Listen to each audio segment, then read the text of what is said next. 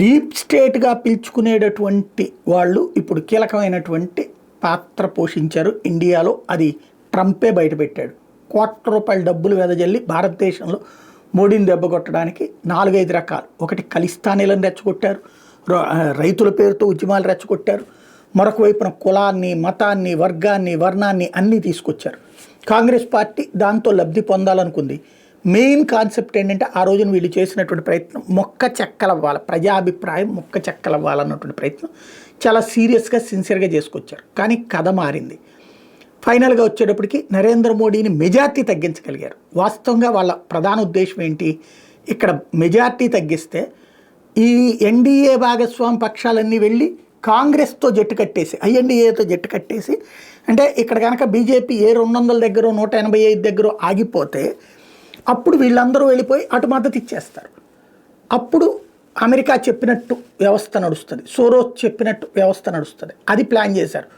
But చివరిలో మేల్కొని Bharatiya Janata party ఇక్కడ తెలుగుదేశంతో, అక్కడ కర్ణాటకలో జేడీఎస్తో పొత్తు పెట్టుకోవడం, జేడీయూతో సంబంధాలు కంటిన్యూ చేయటం, దాని ఇంపాక్ట్ విజయం ఘనంగా సాధ్యమైంది. అంతకుముందు కంటే తగ్గినా కూడా ఇక్కడ కూటమిగానే సంపూర్ణ మెజార్టీ వచ్చింది. బట్ ఇదే డీప్ స్టేట్ బ్యాచ్, ఇదే ఇప్పుడు కొత్త డీప్ స్టేట్ అమెరికాకి సంబంధించి వీళ్ళు ఇన్వాల్వ్ అయింది జర్మనీలో. వీళ్ళ ప్రయత్నం అక్కడ ఫలించింది. పూర్తి మెజార్టీ ఎవరికి రాలా, కనీసం దగ్గరలోకి రాలా. 50% ఓట్లు కావాలి అక్కడ.